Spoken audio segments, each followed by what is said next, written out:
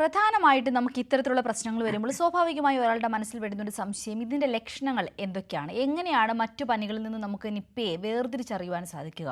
കാരണം നമ്മുടെ ഇപ്പോഴത്തെ ഒരു സാമൂഹ്യ സാഹചര്യത്തിൽ മിക്ക ആളുകൾക്കും എപ്പോൾ വേണമെങ്കിലും പനി വരാവുന്ന ഒരു സാഹചര്യമാണ്. അപ്പോൾ മറ്റ് പനിയുടെ ലക്ഷണങ്ങളിൽ നിന്നും നിപ്പയുടെ ലക്ഷണങ്ങളെ നമുക്ക് എങ്ങനെയാണ് വേർതിരിച്ചറിയുവാൻ സാധിക്കുന്നത്?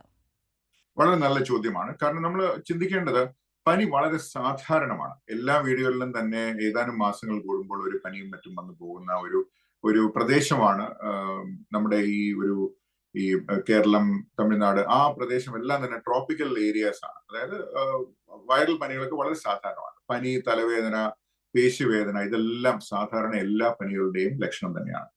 നിർഭാഗ്യവശാൽ നിപ്പയുടെ തുടക്കത്തിലുള്ള ലക്ഷണവും ഇതൊരു വൈറൽ പനി ആയതുകൊണ്ട് തന്നെ ഏകദേശം ഇതുപോലെയുള്ള ലക്ഷണങ്ങളാണ് തുടക്കത്തിൽ ഉണ്ടാകുന്നത്. അതുകൊണ്ട് തന്നെ ഈ പനി വന്നു കഴിഞ്ഞാൽ ഇത് നിപ്പയാണോ എന്ന് നമുക്ക് ഉടൻ തിരിച്ചറിയാൻ സാധിക്കുകയില്ല. എന്നാൽ നിപ്പയാണോ എന്ന് തിരിച്ചറിയാൻ സാധിക്കുന്നത് ഈ രോഗിയുടെ സമ്പർക്ക പട്ടികയിലുള്ള ഒരാൾക്കാണ് ഇത് വരുന്നതെങ്കിൽ അത് കുറച്ചുകൂടി നമ്മൾ എന്ന് വെച്ചാൽ നിപ്പയാണോ ഒന്നുമില്ല എങ്കിലും അവർക്ക് കൂടുതൽ ശ്രദ്ധ കൊടുക്കുകയും അവരുടെ പ്രോഗ്രസ്, അതായത് ആളുടെ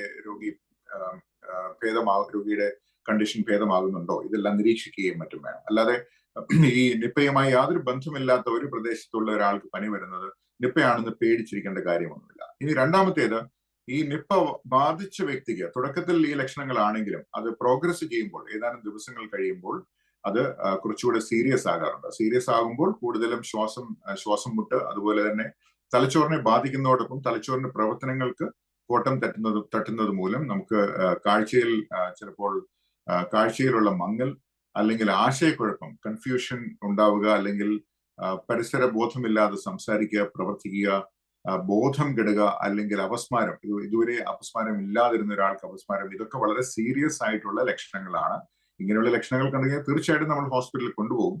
എന്നാൽ വിട്ടുമാറാത്ത പനി, പ്രത്യേകിച്ചും ഇങ്ങനെയുള്ള പ്രദേശങ്ങളിൽ അല്ലെങ്കിൽ സമ്പർക്ക പട്ടികയിൽ ഉള്ളവർ ആണെങ്കിൽ പ്രത്യേകിച്ചും വിട്ടുമാറാത്ത പനി, അതുപോലെ കഠിനമായിട്ടുള്ള ശരീരവേദന, തലവേദന, ഛർദി ഇതൊക്കെ ലക്ഷണങ്ങളായിട്ട് കാണാവുന്നതാണ്. പക്ഷെ ഞാൻ നേരത്തെ പറഞ്ഞ പോലെ ഈ കേരളത്തിലും മറ്റുമൊക്കെ ലക്ഷക്കണക്കിന് ആൾക്കാർക്കാണ് ഇങ്ങനെയുള്ള പനിയും മറ്റും വരുന്നത്. അതുകൊണ്ട് അതെല്ലാം നിപ്പയാണെന്നുള്ള ഒരു ആശങ്കയ്ക്ക് കഴമ്പില്ല.